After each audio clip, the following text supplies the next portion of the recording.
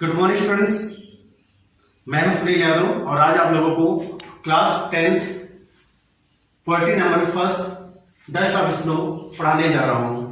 It has written by the famous and well known poet of America Robert Frost. Dust of snow America के बहुत ही प्रसिद्ध और जाने माने कवि रॉबर्ट फ्रॉस्ट के द्वारा डस्ट ऑफ स्नो लिखी गई है।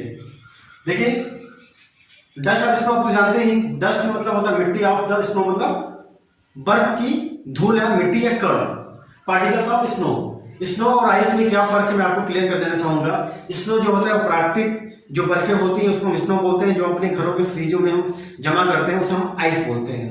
तो कभी क्या कहना चाहता है, हम पहले स्टंजा में और सेकंड स्टंजा में पूरी बात समझ लेते हैं। थोड़ी सी हम भूमिका बताना चाहेंगे इस पोएम की, डस्ट ऑफ स्नो की भूमिका क्या है, पूरी स्टोरी में कवि क्या कहना चाहता है। देखो, कवि जो है वो प्रतीकात्मक संकेतात्मक अपनी कविताएं लिखता है और सिंबॉलिक वर्ड से वो अपनी पूरी बात कहता है। और लेखक सबसे ज्यादा रूरल लाइफ पर अपने कविताओं का चित्रण करता है, इसलिए वो बहुत ज्यादा अमेरिका में फेमस है। उसकी जितनी भी कविता, उसकी ये कविता अमेरिका में प्रकाशित होने से पहले सबसे पहले इंग्लैंड में प्रकाशित की गई थी।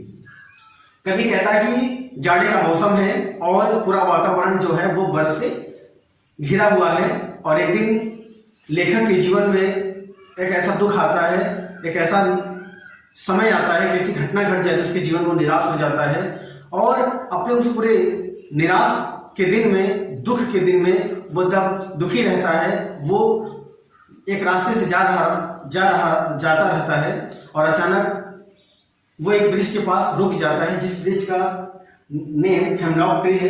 इस पोएम में उल्लेख किया गया है, मेंशन किया गया है। लेखक इसमें उस ब्रिज के पास लेखक क्या करता है, रुक जाता है और उसी ब्रिज के ऊपर एक कौवा भी बैठा रहता है और जो ब्रिज है हेमलॉक ट्री वो बर्फ से घिरा होता है।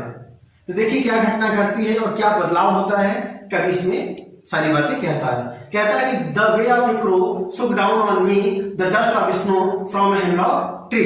कहता है कि जिस तरीके से कौवे ने सुक मतलब हिलाया, सेकंड फॉर्म, डाउन मतलब नीचे, ऑन मी मतलब मुझ पर, क्योंकि लेखक नीचे है। हेमलॉक ट्री के नीचे कौन बैठा? Who was sitting under hemlock tree, the poet was sitting under a hemlock tree. तो यहाँ पे कहता है कि जिस तरीके से, द वे मतलब मार्ग होता है, लेकिन यहाँ पर निकालेंगे जिस तरीके से, जिस प्रकार से एक कौवे ने सुक down on me the dust of snow from hemlock tree.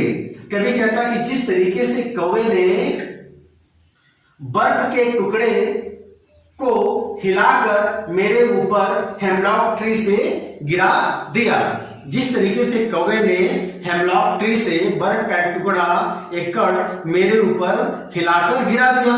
भाई देखो, कौवा जानकर तो गिराया नहीं था कि कौवा वहां ऑलरेडी पहले ही बैठा हुआ था। कौवा पल भर के लिए हेमलॉक ट्री की शाखाओं पर बैठा हुआ था और जो हेमलॉक ट्री है वो बर्फ से कवर्ड था और लेखक वहां जाके अचानक बैठ जाता है और कौवा जैसे उड़ना चाहता है या तो अपने पंख को फैलाना चाहता है, जो भी वहां पर हो रहा होगा।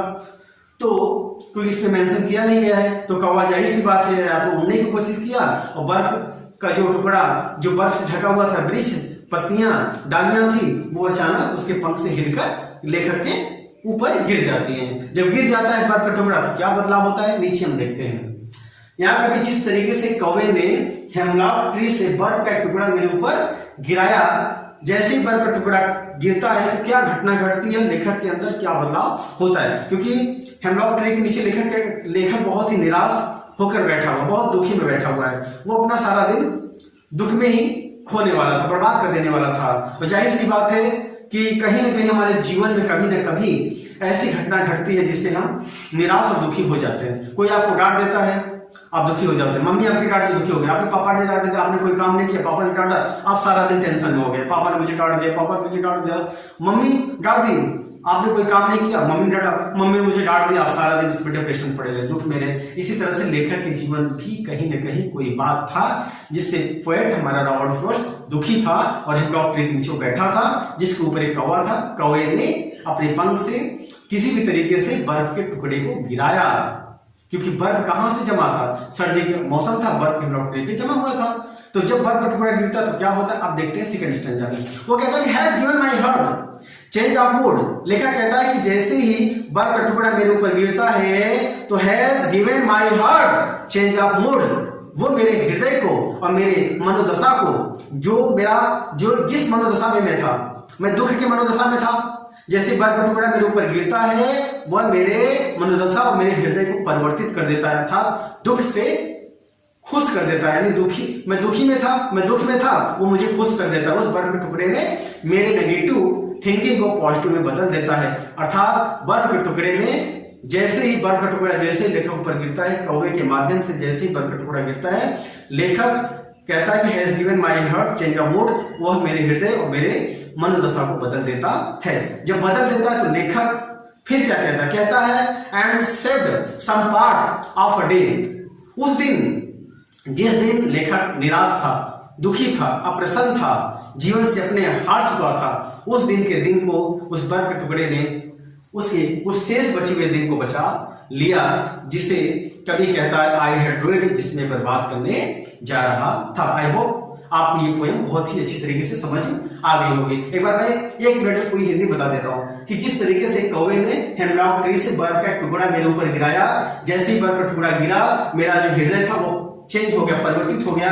जो मेरा हृदय, जो मेरी मूड था, जो मेरा मनोदशा था, जिस मैं कंडीशन में था, जिस मूड में था, और मेरे हृदय को उस बर्फ के टुकड़े ने क्या कर दिया, बदल दिया। एंड सेव सम पार्ट, और कुछ आपने उस दिन के कुछ बचे हुए दिन को, हिस्से को उसने बचा दिया। आई हैड रुइन्ड, जिसमें बर्बाद करने वाला था। एक नजर हम लोग लिटरेसी डिवाइस देख लेते हैं। राइमिंग स्कीम क्या होता है, जिस भी अच्छा का लास्ट वर्ड मिले, डब्ल्यू डब्ल्यू मिला इसलिए हमने ए डब्ल्यू डब्ल्यू मिला ए, अब बी ई और ई मिल रहा है इसलिए हमने ए बी मैंने कर दिया है। इसमें क्या मिला है टी सी सी मैंने कर दिया, डी मिला है इसलिए डी कर दिया, यानी ए बी सी डी मैंने कर दिया। इलिट्रेशन क्या होता है, रिपीटिंग ऑफ द लेटर्स। देखिए इसमें एच, देखिए यहाँ पर है एच और एच मिल रहा है, और इसमें देखिए इसलिए मैंने एच कर दिया, जिसमें जिस भी लाइन में लेटर्स बार बार रिपीट हुआ हो, जिसमें 2 बार हुआ है एच, उसके बाद यस देखिए कहां पे हुआ है, इसमें यस इसलिए यहां पे हो गया इरिटेशन हो गया। Consonants, repeating of the consonant letter, यहां पे देखिए डी, ठीक है। Assonance, repeating of the vowels में इसमें क्या रिपीटिंग हुआ है, इसमें देखिए ओ बार बार रिपीट हुआ है, इसलिए यहां पर एसोनेंस मतलब यही होगा, रिपीटिंग ऑफ द वॉवेल्स होगा, वो हो गया। पर्सोनिफिकेशन, ये हमारा क्या है, ये हमारा फिगर ऑफ स्पीच प्रयोग किया। माई हार्ट, किसका हृदय किसका मनोदशा बदल गया, अर्थात माई हार्ट किसके लिए प्रयोग किया गया है, पोएट, इसलिए यहां पर क्या होगा, माई हार्ट जो है पर्सोनिफिकेशन पोएट के लिए प्रयोग किया गया है। So thank you so much. ये हमारा छोटा सा वीडियो, छोटा सा हमारा ये जो video the dust of stove में था, मैं उम्मीद करता हूँ आपको बहुत ही ज्यादा पसंद आया होगा। तब तक के लिए जय Hind, thank you so much for watching my video.